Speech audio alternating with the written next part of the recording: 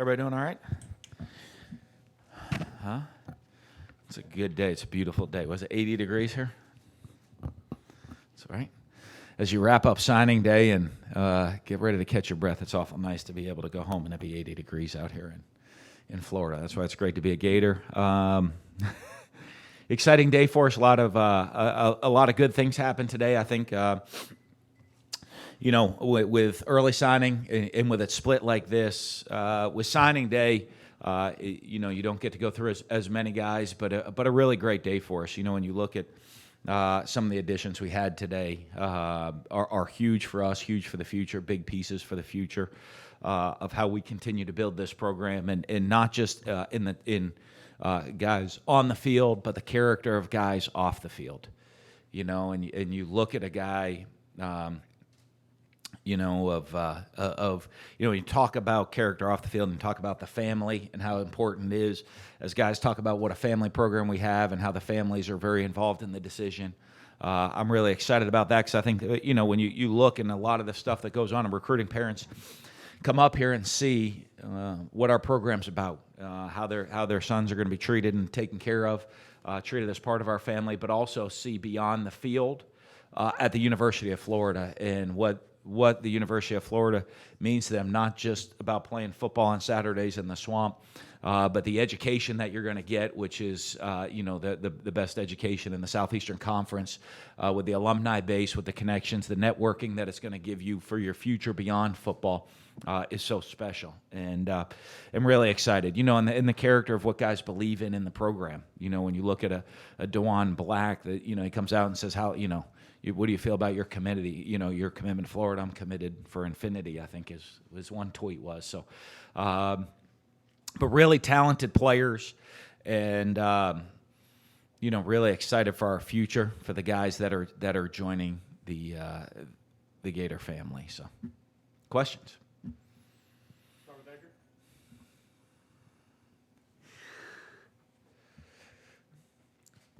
We have paid our air conditioning. Yeah, hey, Dan. Looks like. How significant is it just for today and for the long term being able to beat out basically Alabama and Georgia for two key recruits? Well, I think it just, what we're trying to build, as I said, we're here to build the program to be back, a program that competes regularly for championships.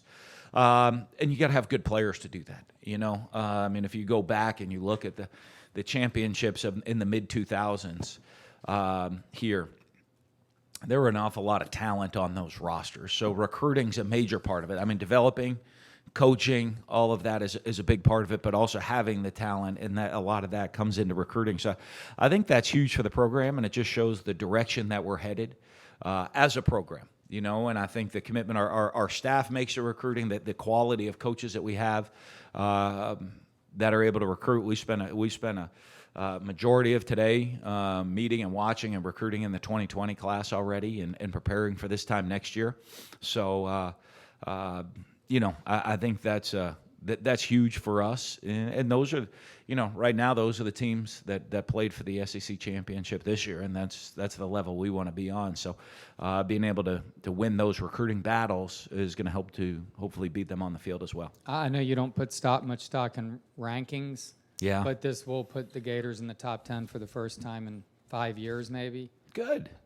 What do you? Yeah. But the funny one is, though, if you look at that in rankings, in theory, then we probably shouldn't have finished number 6 in the country this year, though. But I think they're part of it. I do think in this. I think recruiting rankings, part of it's good, but it's also what, it's more important what they become.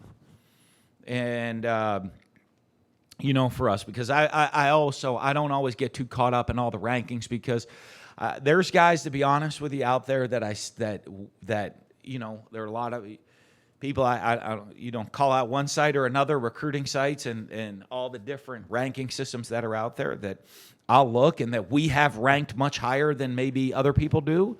And there's ones that have guys that we have ranked much lower than people outside of our staff do. And so within our evaluations, I kind of trust our evaluations, and we do. And there'll be some that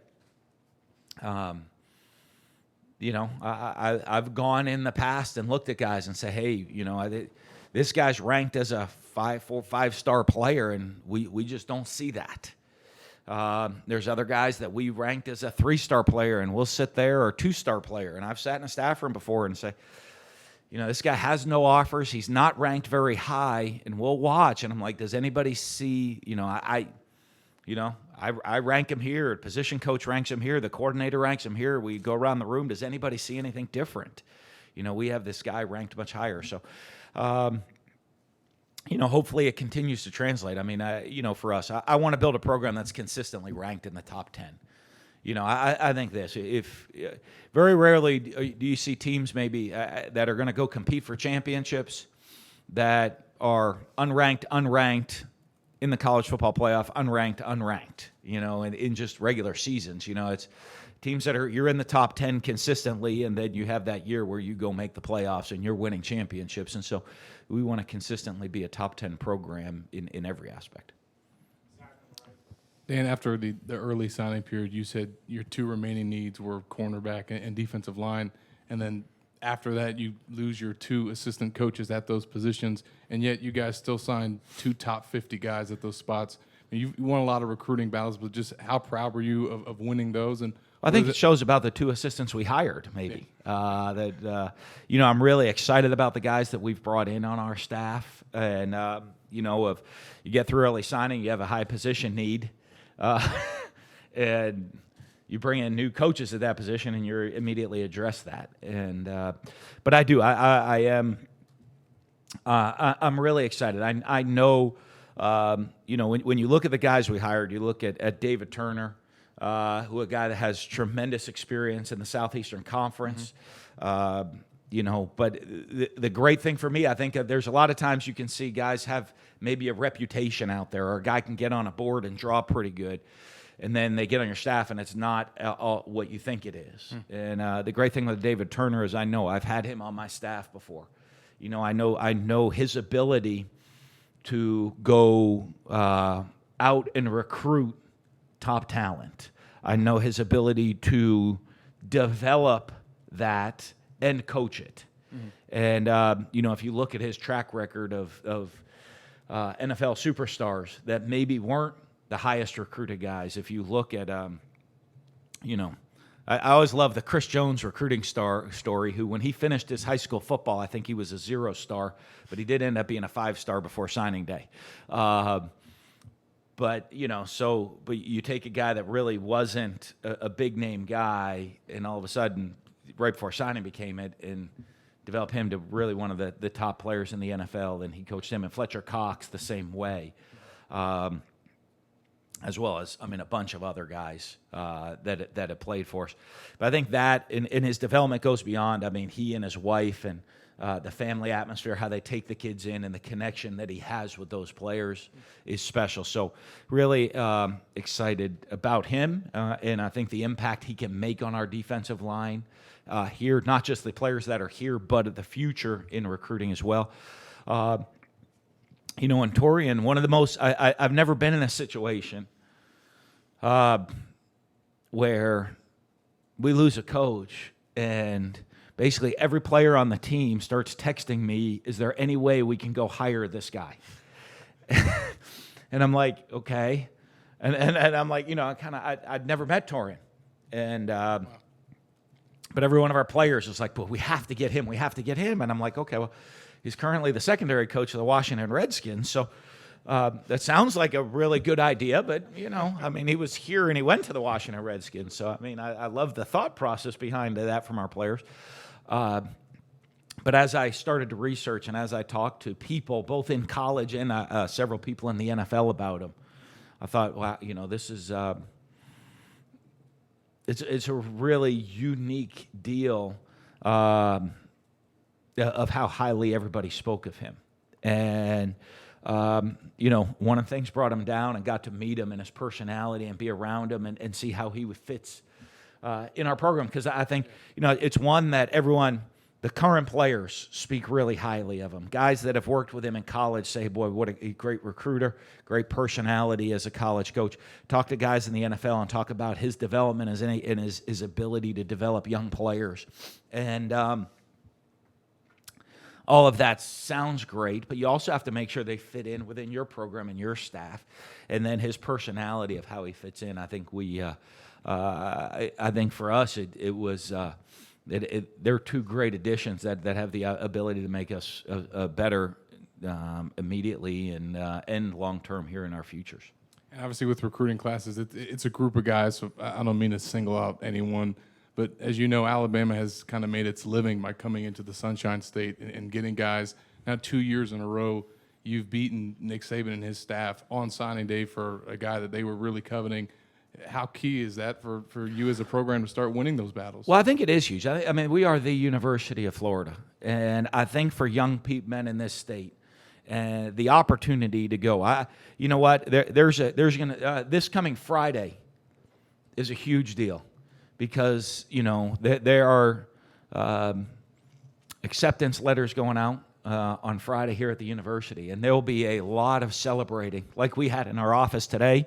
About having people come to Florida, but there's also going to be a lot of people celebrating the opportunity to come to Florida, the University of Florida around the state. And you're talking premier students. And, I think that the young people in the state realize, what a special place this is.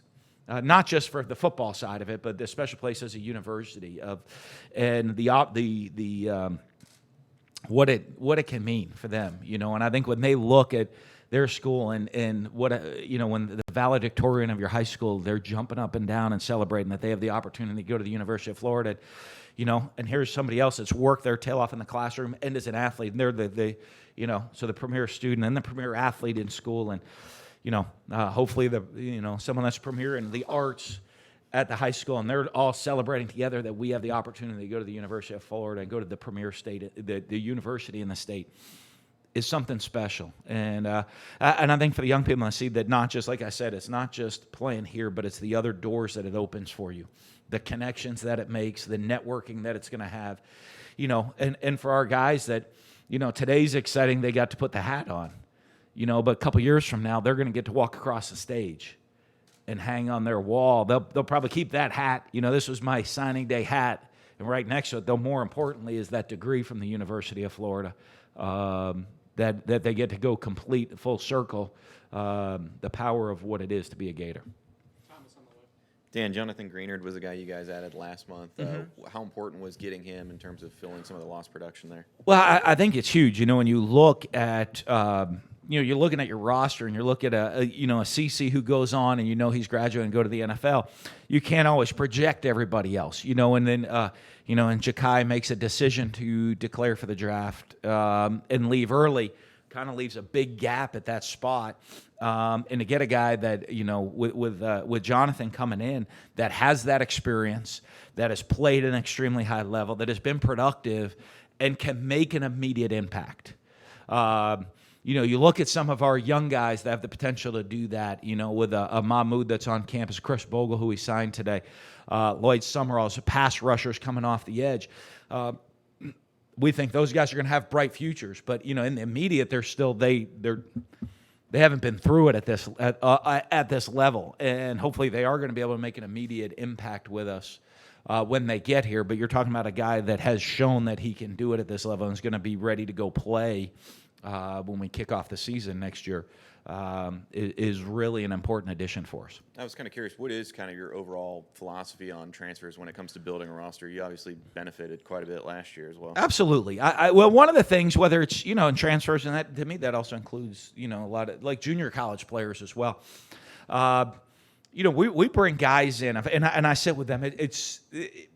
Recruiting is a decision that you're looking at, you and your family, and there's a lot that goes on, and you take all these visits. And it's a very much a long-term decision. You're spending, the next 4 years, 3, 4, I mean, some guys 3 maybe, but 4 to 5 years on campus and doing those things. When you look at grad transfer, you're looking at 1 year on campus or junior college players. It's a much more condensed window.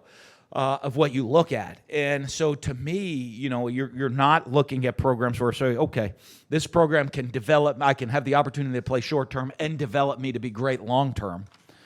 A lot of times you're looking at transfer is what's my immediate, am I getting on the field immediately? And so usually when you deal with transfers, you're looking at immediate needs to play. And I'm not looking to just build depth. I think a lot of people, I look at guys sometimes at programs like, boy, they transferred to a school and sometimes you wonder, you feel bad for guys. They're transferring to school and they're going to add depth or be a backup at that program instead of have the ability to immediately help. And, ours is if we're going to take a transfer, it's to take someone that's going to make an immediate impact. Will on the right. Hey, Dan, you got the kid Henderson from Texas. How did you guys end up with him? And I know he had decommitted a couple of times from a couple of different schools. So, what was your thought process in taking his commitment? How worried were you about him? I mean, until the papers come through, you're always checking on things. But RJ, was a guy that, we recruited early, had shown interest early, had committed elsewhere, and called, but we'd always stay in contact with. And I think one of the things that helped is him getting around some of our players at the All-Star game, and communicating and talking to those guys. And, and he really came out strong and said, Coach, I really want to commit to Florida. And I'm like, okay. And, but having, committed places, I kind of went through more the why. And he's a guy that jumped, when he said he jumped all in, the great thing is from the second he committed, he's been awesome. He's been solid as can be in everything and helping us recruit in what he does. Obviously, he's a very, very talented player, got tremendous ball skills as a wide receiver, and big play potential. And, one of the things to me that was huge is, and as you said, like how confident you feel when that happens. And from that day, he and his family have been, all Gator. And, and so that's one of the things that you get to see that you respect a lot is when guys, in the recruiting process, I love guys that everyone handles their process differently. And it is. And there's a lot of pressure put on these young guys. I think a lot of people look, and there's guys doing press conferences today and all of this, and everybody forgets these are still like 17-year-old high school kids. And even though they get this attention and all this hype, there's lots of pressure that go on them. And one of the things I love is guys that when they say something and it constantly follows through with what their word is that they're going to say. I have no problem with guys, and guys change their mind. That's okay. Sometimes that happens, but when you have conversations with them, they're never wishy-washy conversation. This is why I'm doing what I'm doing. This is what I see, and go. This is you'll have guys commit and decommit, but I like guys that'll decommit and say, Coach, this is why I'm doing it. I have no problem with that, and. All the time. You'd be shocked some of the conversations. Guys call and say, Coach, I'm going to decommit. Here's the reasons I'm decommitting. And I say, okay. Coach, I still really like your school, and I want to pay attention to your school, and here's how I see this process going moving forward. And I love guys that even though they committed and decommitted in this, as you see the process moving forward and you see it work out the exact way they say, I have a lot of respect for guys that do that. And I think those are guys that you feel confident are going to have good futures too. Because when they have a vision, they say they're going to do something, and they follow through with it in what they're going to do. You guys really addressed the edge rusher position in this cycle. Would it be fair to say that the interior defensive line is probably the biggest focus for 2020? That's going to be a huge focus for us is as guys that, especially position flexibility, not just the big guys inside, but the guys that can, that can play end or tackle, a little bit bigger bodies is going to be a huge part of this upcoming recruiting class for us in 2020. That receivers is going to be a big aspect for us, with 4 senior wide receivers on the roster this year. So, Pat on the left. Yeah. How much? If you could put a percentage on the recruiting you did between signing day A and signing day B on 2020's class and 2019's class, I mean, was it like 50-50 or? Well, if you go by numbers, no, because we were only recruiting a very small number of people between signing day A and signing day B for the 2019 class. Now, we put a lot of effort into those small number of people. So time, you're probably still more to 2020. But the amount of time you put in per prospect is much heavier in 2019 than 2020. But you're also limited. The thing is, as the head coach, you can make one visit to the prospect. Well, for the 2019 guys, that means over that time frame, there were only a couple of prospects I visited. Of 2019. So, the majority of time you're going to see 2020. Only a couple prospects you're recruiting, where in 2020 you're recruiting an enormous amount. So you're probably spending a lot more time that way, even though time per prospect would be way heavy the other way.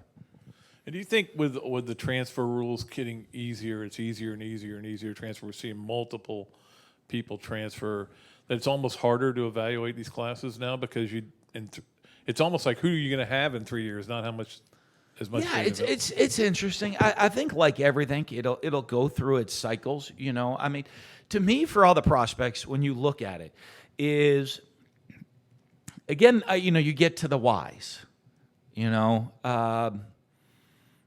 That I certainly hope as people look at the transfer deal that they have a legitimate reason for why they are doing it. I've never had problem with guys. First off, I look at it. I want guys that want to be here at Florida and want to be Gators. I think that's really important into our program. And if you don't want to be, then that's not fun for anybody. Our programs, we're pretty demanding, and we have high expectations and high standards here, and we want guys that really want to be a part of it.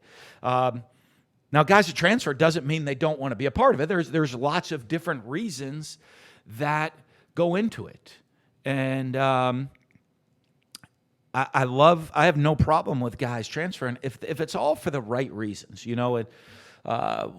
One of the first things, if a guy ever comes in to me and says, "Coach, I'm thinking of transfer," well, I know it might be easier now than it used to be, but to me, I don't view it any differently. I'd make it just as easy a year ago or 2 years ago as I would today for guys.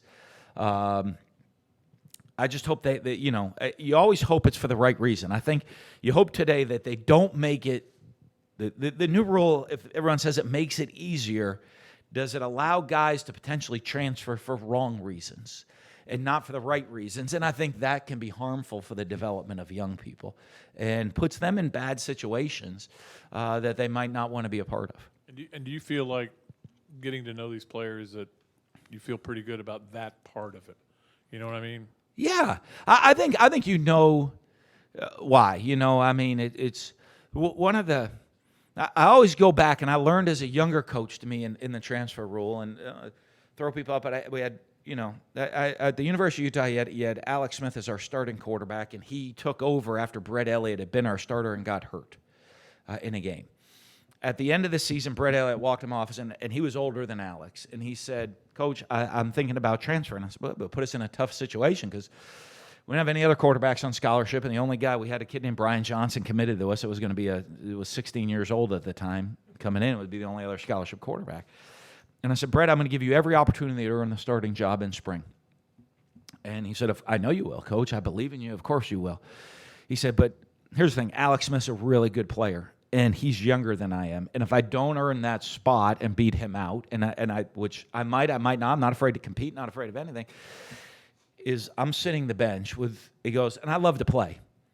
I want to be on the field. I love Utah. I love the program. I love you guys as coaches, and I want to play." And he said, "I don't ever want to sit here and look and say, my best opportunity to play is one of my best friends to get hurt."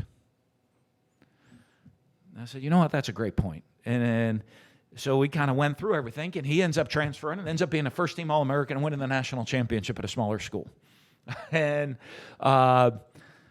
I think from that day as a young coach, I learned a lot of let's sit down and go through all of the reasons why and why that made sense. That made perfect sense. It ended up being really good for him.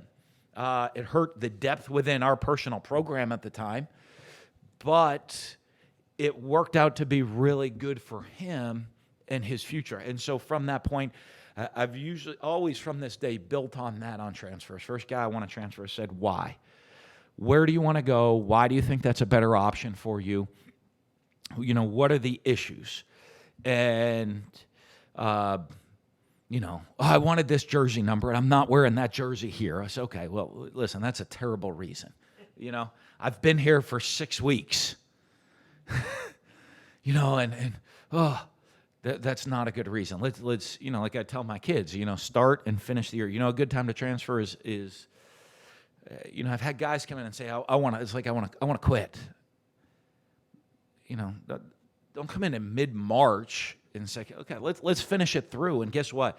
Let's finish it through, and at the end of the semester, let's look at something. If this isn't for you, here's why it's not for you, and let's find something good. But learn the lesson to just kind of finish it. There's little segments which make sense for you, for when you should look at those things. But to me, that's all part of developing and parenting. One of our jobs on campus is to try to be and be a parent model for a lot of the players that come here. You know, I mean, we're not going to replace their parents, but we're going to be in that mold and helping them. And so I treat everybody how I would want my own kids treated in the same way I would talk to my kids about making those decisions. So I just hope it continues to move forward. I think it is good for guys because there are a lot of guys where there could be something that's a big positive for them to be at a different school or a different program for the right reasons, and you hope that that's why it continues down that path for people to make decisions in that way. Hey, Dan, during the early signing period, you say defensive back depth, something you got to address in January. Then 2 weeks later, you got Chris Steele going on national TV announcing that in 48 hours he's going to be an early enrollee. What's that process like for you as a head coach, and what are you getting in him?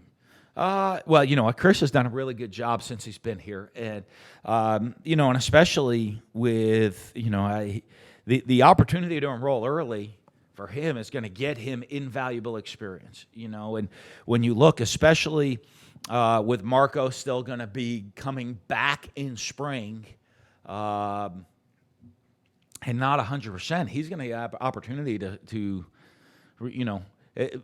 Very much run with the ones. And if you look at last spring, with Trey Dean coming in and getting reps with the twos and getting a lot of reps with the ones during spring ball, if you would have asked me this time last year, boy, are you going to have, do you think Trey Dean's going to start 10 games or 11 games for you as a true freshman at the corner position?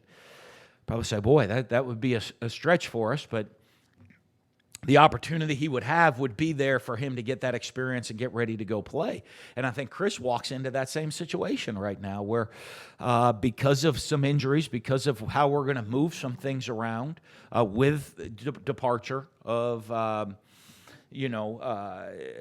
Chauncey at the star position for us, that Chris is going to have that opportunity to get reps that are going to prepare him to be ready to go play. And it was really good that Trey got all that experience in spring because, lo and behold, after 3 plays of game 2, he was the guy. And, so I think Chris is really walking into that situation. Trey's a guy we're going to look to go move to the star position, potentially to fill that void that Chauncey's leaving us moving forward, which leaves an opportunity at corner for us to have guys that we need to go get reps for.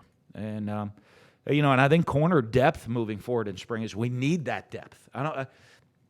Last year, if you looked, I think, CJ was a guy, boy, can I return punts? No. Can I return kicks? No. You're already playing 70-some play. I'd rather you not even play all the number of plays you're playing at corner right now for us and keep you a little bit fresher as the year goes on. But we just didn't have the depth. And Trey, as a freshman, had to go do that a lot last year. So I think the depth and that we've brought in and the opportunity for these guys to play and the experience they're going to get in spring is going to allow us that depth moving forward at the corner position to potentially say, CJ, go catch a kick or a punt every once in a while, or, hopefully have him even be a better player next year because he, what's amazing is I expect him to have a better year and play less because we've built the depth up. Coach, you mentioned RJ helped recruit other guys to the class or whatever, was trying Well, I to think push the other guys on. recruited RJ, Yeah, and then and then he turned RJ around. being as positive as he was huge. How big is that to have the class recruiting each other, and is that something you guys push? I do. Well, I think the guys make relationships. I think if you look at DeJuan Black and the amazing job the positiveness and of the person and the personality and how that can draw other people in, and DeJuan's an amazing story. I can't wait to get him on campus for us. He's one, and just like RJ. But if you look, with all the stuff he's been through, he goes to the Poly Bowl and puts on a show. But I think he's got that personality that, as they go recruit, people want to be around. And so I think that is huge. And I think as guys look, and these guys get to know each other traveling around, and you look, and I think, even you look in the state of Florida, there's a lot of great players in the state of Florida, a lot of great high school football players, if not one of the best states, if not the best, one of the best certainly in the country of high school players here. It means a lot that if a bunch of guys, they get together and look and say, hey, we are from Florida, and we're going to go to the University of Florida and represent the Gator Nation and represent this state and go make a statement, and those guys kind of stick together and recruit each other and stay together, that's huge. And that can help lead to championships and put the Gators back into national prominence as a team that competes for championships on a regular basis. And can you talk about any specifics with Elam and Bogle and, what you think won them over to come to Florida? Well, I think I think a lot of the guys that comes in. You look at Bogle, Chris Bogle especially, the family atmosphere of the program. That they have very close families. They have a great family unit at home.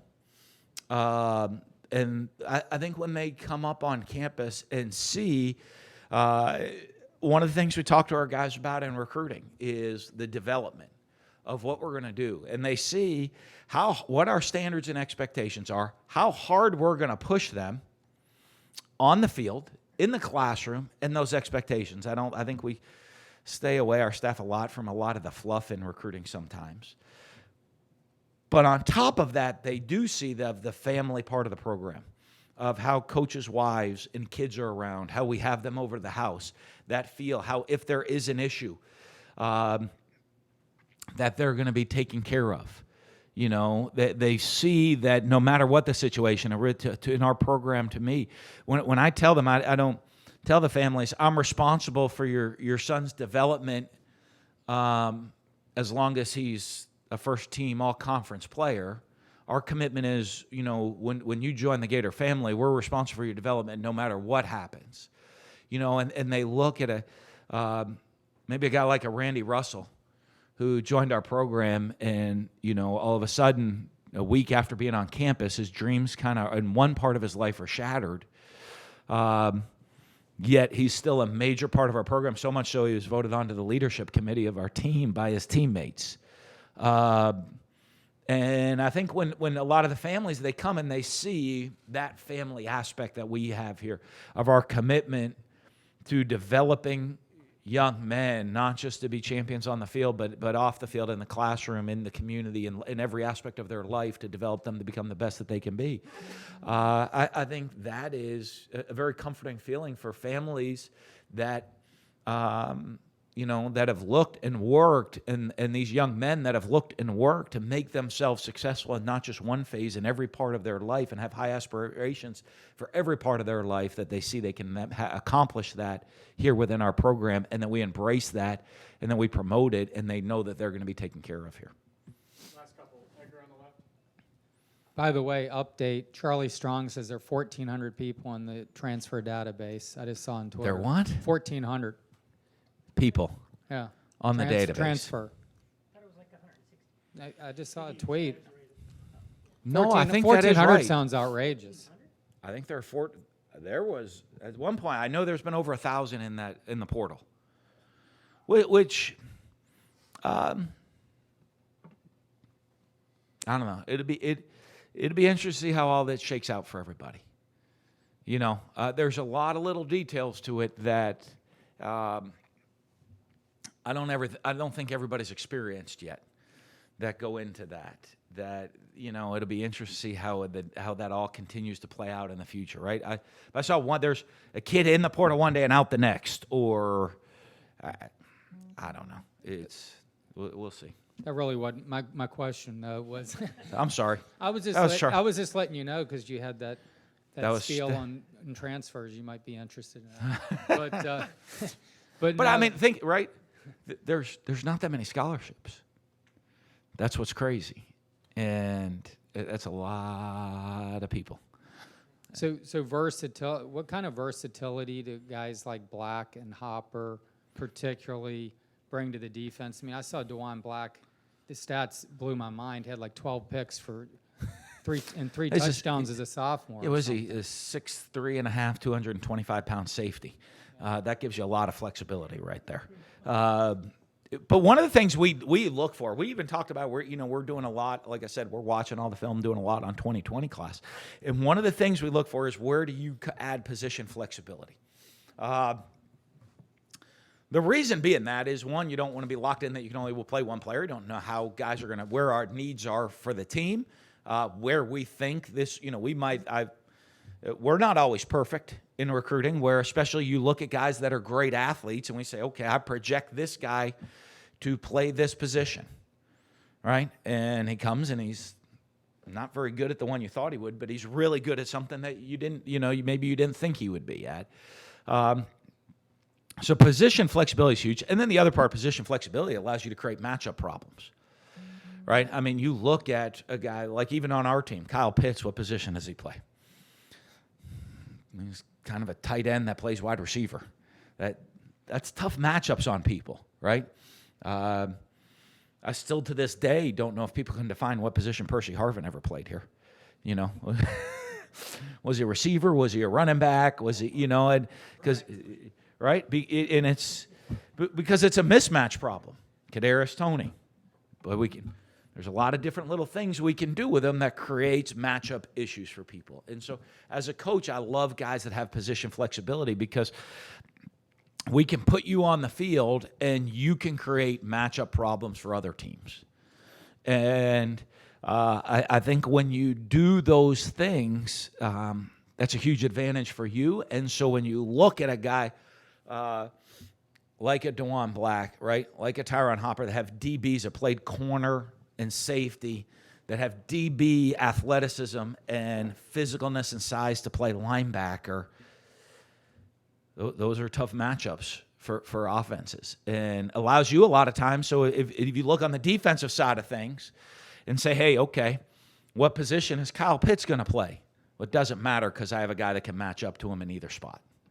You have a guy that can match the size to him. So if you want to move him into the core, good, we're going to make this guy play linebacker. You're going to move him out of the core, good, this guy can play DB. And we don't have to sub with you and get caught in a mismatch disadvantage the other way. And so I think that's why it's huge for us. Cassidy, last one. Right behind you. Yeah, speaking of that, how do you foresee some of these guys maybe fitting into that safety role and providing depth there? Maybe guys like Hill or Steele or Kimbrough? Well, one of the things is, for me, is we had some decent depth at safety last year. At the safety position, the star is the one to me that we got to go create the depth for. The stars in the corner more for that because, and that's why I look at those guys with the ability to come in and play corner right away for us on the perimeter because then that gives you the flexibility to move, to get one of the corners into going to the star position. And safety is going to be a bigger need for us moving forward in recruiting, more so than now because you have every one of our safeties comes back with, so I don't think that's a huge immediate need for us right now. And then building off what Bob said, when you have guys out there that are recruiting alongside of you, have you had any of them bring you someone that maybe wasn't on your radar or not as high on your list? Absolutely. Well, you know what? I check when these guys go to camps, and a lot of times they'll go to these all-star games, and I'll ask, tell me about this guy. And we've more so than not, you eliminate guys than take guys. To be honest with you, like, Coach, that's not a guy that's going to fit in our program. That's not his attitude, his demeanor. This is a guy that got in a lot of trouble. This is a guy that I don't know that we want around our team. It's a guy I have question marks about, especially guys you really trust that have been in the program and you know their personality, you know why they make decisions, and they say, I question this guy's motive, his passion, whatever it is.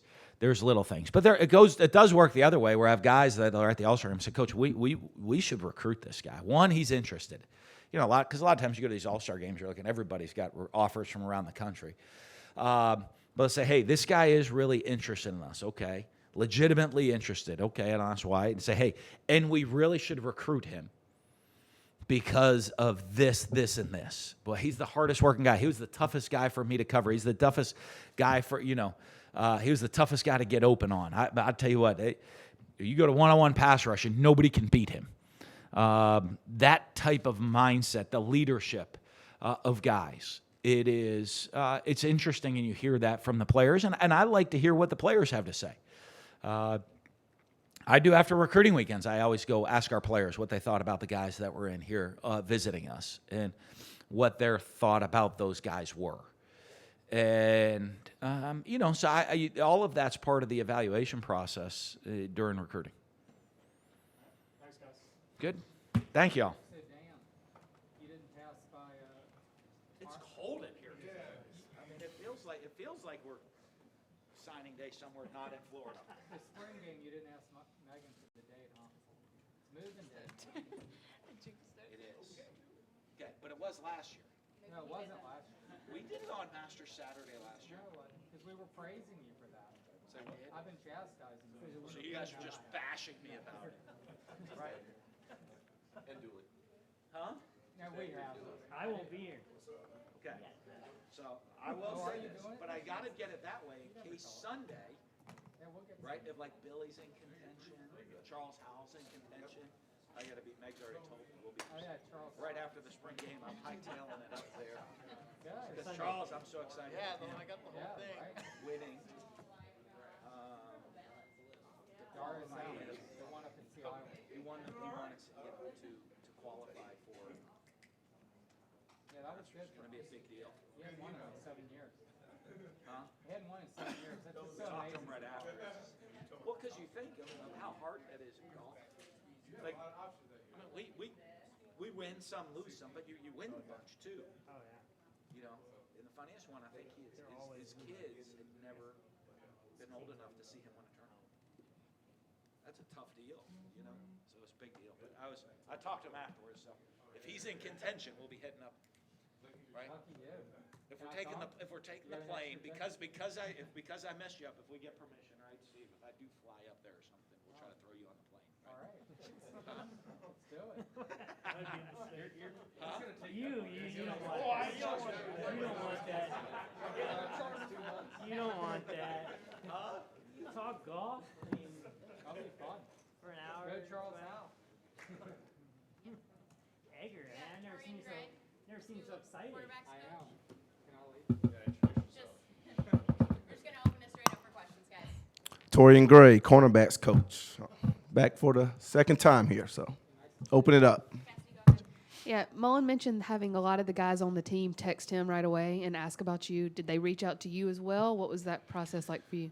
Yeah, it was interesting because I'm sitting, whatever I was doing on a Saturday night, I remember, and I get a text from Juwan Taylor, and, Coach, would you come back? And, okay, let me look on Twitter. What's going on? Why would he ask me that? So, okay, I seen Coach Warren left, and then, Marco gives me a call, CJ gives me a call. I'm like, well, y'all take it. Yes, yeah, I'm interested. I'd love to come back. Man, that's home. Blah blah blah.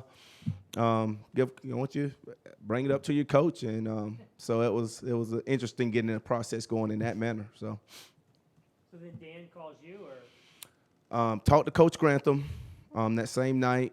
Hey, man, I'm interested in coming back, that type of deal. So we talked a couple times, talked to Coach English. So you just kind of talking to the guys. And, Coach Grantham say, well, Coach Mullen, he's got to go talk to Coach Mullen. And he's like, Coach Mullen will call you in the morning.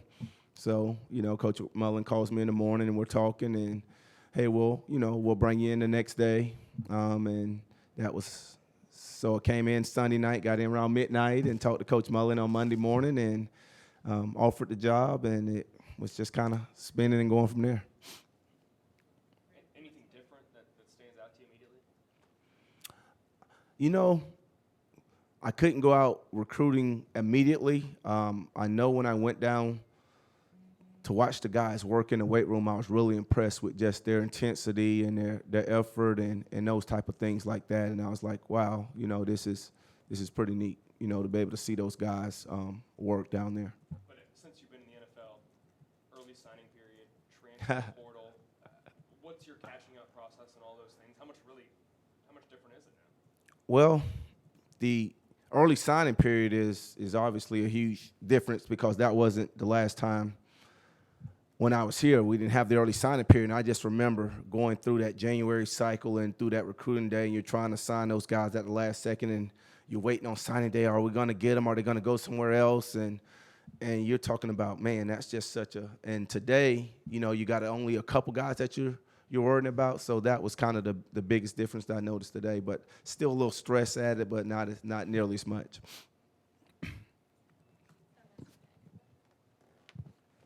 What's your impression of the talent pool that you're inheriting? I mean, you had some great talent before, but it seems like a pretty special group again. Yeah, definitely excited to coach the guys that's in the cornerback group. You got Marco Wilson, C.J. Henderson. Those guys are obviously the bell cow. Familiar with those guys before I left, and then to see the guys that we just got that'll give us some depth. They're freshman guys, but Chris Steele, Jaden Hill, Kimbrough.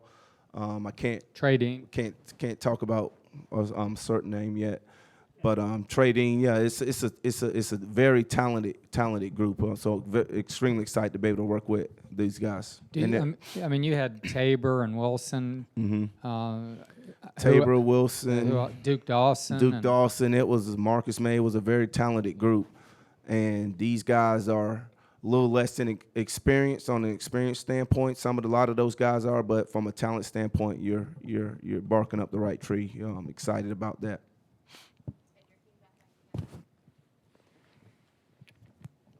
I know you weren't involved in the initial decision, but I just have to ask, what's the process of turning Quentin Dunbar into a corner? The process, well, to do it on that level, I got to give a lot of props to Quentin because that's not an easy transition on the highest level to go from a wide receiver to a cornerback. But first of all, he's a willing participant, and he wanted to be great at what he's doing. So the process, how much does he know from just the basic standpoints? Obviously, he's going to be able to backpedal and do those type of things, but just which foot to put up, just all the little details you understand that you can't take for granted. What leverage I need to be on. You need to be able to make sure we're right on those things. And it was fun just seeing him be able to learn and grasp the little details. And then now you can teach him offense and what the offense is doing in those things. And he was really a quick study from that standpoint. And he's going to be a really good cornerback with the transition still in process. Is there anything you learned from that challenge that you can use now to teach new guys? Yes, it's not to take any of the details for granted. Like, I hear stories when I first got there and we're in cover 3. You got a 3-deep zone, and they were like, do you know what that is, Quentin? You're talking about doing a game. The kid's actually out there and he's playing, and he still wasn't exactly sure what a 3-deep zone, which is a very simple concept. But you understand, hey, you got guys playing a position or you got young guys coming in. You can't take any of those little details for granted. Much has been made of the strength and conditioning overall here. Is there anything that you've noticed? I know you've been primarily on the road, but have you seen some of the stuff going on right now? That's what I mentioned earlier. I thought that was the biggest difference that I noticed, just the intensity and the way those guys are working and the effort that they're giving. just like I said, just thoroughly, really impressed with that. Jordan, I know you can't talk about a specific right now, but when you come into a new cycle and you got to build a relationship really fast to try and land a top guy, what's that process like, and how were you able to make it work?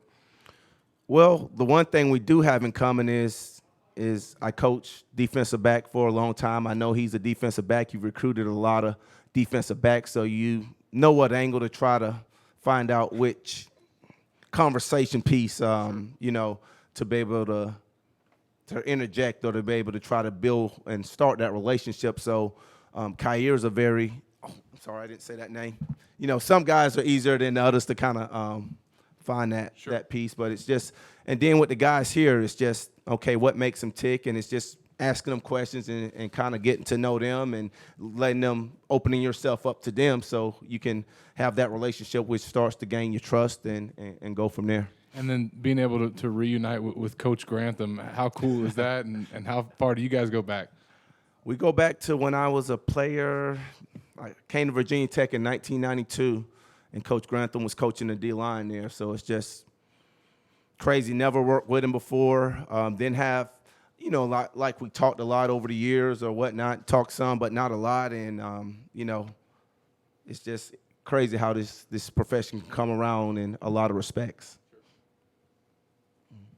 Anyone else? All right. Thank you. Thank you.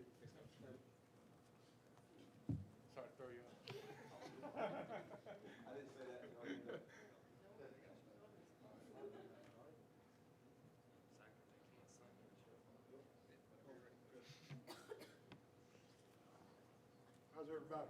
Good. Well, I'm David Turner, D-line coach, so I guess I better start with that. Coach, to start, how was the process getting here to Florida and going through the hiring process with Coach Mullen? Well, I actually had one of the guys on staff call me and said, Coach brought my name up, and I said, I thought he was kidding at first. I really did. And he said, no, he's serious. Would you be interested? And I said, yes, I would. Obviously I've been with Dan before in the University of Florida, the national brand. But yes, and that's how the ball got to rolling, so to speak. And this is now the third time that you guys have worked together. What does that say about y'all's relationship, and what is it about Dan that makes you want to work in this program? Well, I've seen it up close and in person. Obviously, the third time around, I was fortunate when he first got in Mississippi State. He kept me, and also we started to build that relationship. I know what he stands for. I know what type of program he runs. I've seen the success. I know he builds guys up, not just great football players, but good young men. And this opportunity was at the right time, at the right moment, I think, for both of us. You inherit a defensive line that's losing 3 starters. What's the evaluation process like on your end of evaluating a lot of guys that don't have a lot of starting experience, and where do you really start that process? Well, I've seen the guys actually do something physical twice, I think. So it's an ongoing process. Obviously, I don't know. I've watched a little tape. I've seen some guys. And I won't know, fully until we get through spring practice who can do what. It's my job to try to get them all ready to play, to help them, to help those guys develop. I think that's the biggest thing. One of the key things in Dan's program is developing guys. Obviously recruiting good players make you a better coach, but once you get them, you got to develop those guys. I've been fortunate to develop some good defensive linemen. They make me a better coach, but obviously it's an ongoing evaluation process to watch those guys, whether it's off-season workout, whether it's spring practice, and then try to figure out what they can or cannot do, and then put them in a position to be successful. And Dan was pretty adamant last year that when he came in, he didn't want to look back at old film. Is that a philosophy that you share, or do you like looking back at? I'm looking at it more of the defense and what we're doing. I'm really not looking at it in terms of evaluating guys. If a guy makes a play and it sticks out, obviously you see it. But I told the guys, I said, hey, everybody's starting with a clean slate. I have no motives here. I just want to coach the guys. Guys show up, work hard, but I'm going to help them get better. And so I'm looking at it more for just a scheme and calls and how we adjust certain things and how we line up. whether you have lost some guys or not, I mean, Greenert and Zuniga, what kind of experience and talent do those guys give you kind of on the edge? Well, I know they've played a lot of football in the SEC, and there is no substitute for experience. Obviously, those guys performed at a high level at different times. We just got to try to keep getting a little bit better. You expect the guys who have played, you expect them to lead and be a leader.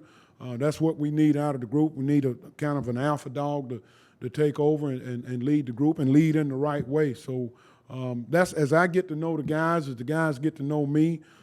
Sometimes you have to kind of push a guy, urge a guy to take that role, and sometimes you have guys to do that. But I think those two guys will be guys that will hopefully lead the front and lead them in the right direction. What do you like about Todd's scheme? Well, I know Todd's been successful. I've never worked with him. We've known each other. We got mutual friends. You know, you kind of follow guys in this profession, and you know, as a defensive coach, you're always looking every year to see who performs at a high level on defense, and Todd has been able to do that at a number of different places. So for me personally and professionally, to be a part and get a chance to work with him and be in this defense, I'm excited for. Just the overall talent level on this defense? I mean, what kind of potential does it have? You know, I think it's pretty good. You know, obviously they won 10 games last year, and it's hard to do that with bad players. You know, and especially in this league. So I think the talent level is good. You're always trying to increase your talent level and get out and recruit. You know, I really don't know. I can't sit here and judge it based on who, Alabama or based on Georgia or whatever. We just got to get the best players we can get, develop them, coach them hard, and get them going. Was it strange being out of the SEC last season, and how comforting or welcoming is it to be back? Well, I'm laughing. Actually, it was. It was a little different. Being in the SEC for so long, I don't know if that's good or bad, but anyway, it was a little different, you know, and sometimes you catch yourself, you start talking about the SEC, and I remember we're sitting around as a staff sometimes, and we have the age-old argument of what league is the best league. Is it the SEC? Is it the Big 12? Is it the ACC? I'm still a little biased. I think the SEC from top to bottom is the best league in America. It's the best, and the SEC West is probably everybody thinks is a little bit ahead of the SEC East. I probably beg to differ now. But, you know, it is, and it's great to be back in this league. You want to do it at the highest level, and obviously the SEC is that league.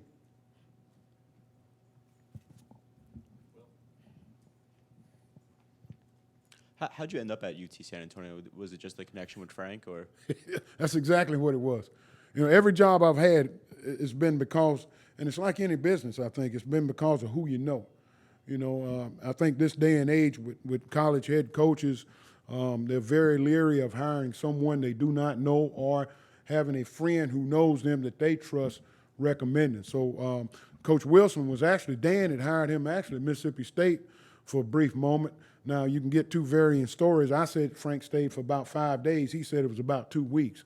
So I'm not sure which one it was, but we had actually worked together at Mississippi State. So when everything went down at A&M and Frank called me, I said, well, it was, number one, it was good to be able to go somewhere where you know a guy, and obviously didn't have to move very far. Hey, but what do you think of Chris Bogle, the type of player that he is, and how was that relationship that you had to build with him in short order? Well, Chris is more of an outside backer type, I think, coming in. So his relationship was more with Todd. I got a chance to meet him and his family. They were here, I think, last week. So I had a chance to meet him briefly, but his relationship was more with Todd and coming in as an outside back, and I think that's probably where we'll start him out and utilize him. And then, you know, with that, as far as the defensive line, especially with what Todd Grantham likes to do in his scheme, what are the specifics that you look for in your tackles and ends? Well, obviously, you're looking for athletes. You're looking for guys who can run, and that's why, if you look nationally, when you have defensive linemen that are very highly ranked coming out of high school, everybody in the country is recruiting them because it's hard to find big athletic guys. Guys who can run, guys who like contact, guys who play with relentless effort. So that's, you know, we're all looking for the same thing, big athletic guys. And in this league, I think the difference is up front in the SEC where offensive and defensive lines where you really have to have some grown men, so to speak, playing up front to be able to hold up week in and week out. Ooh, that it? You got to be kidding. No. Hey, guys, I appreciate it. Thank you.